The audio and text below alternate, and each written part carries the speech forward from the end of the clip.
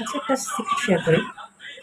হারবিস এই তেলটা আমি আমার বাড়িতে মালিশ করাই, যাতে তার ঠান্ডা সর্দি কাশি না লাগে।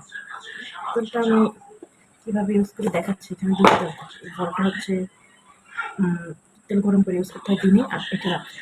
দুবেলা দুটো, এটা শুধু বুকে, আর এটা হাতে তালু, পার তালু, বুকে আর পিঠে মালিশ করতে হয়। তো এটা আমি গরম করে তারপরে ইউজ করবো। এর জন্য আমার একটা মোম, গ্যাস লাইট, একটা চামচ। তো এই তেলটা আমি একটু ঝাঁকাই নেব। তার পাশে টিভি চলতেছে। আমার মা আবার সুলতান সুলেমান পছন্দ করে।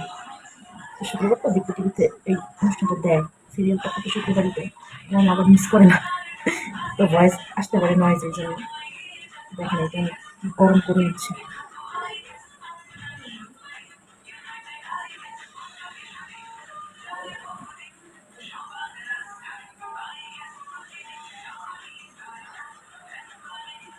তো একটু গরম হচ্ছে,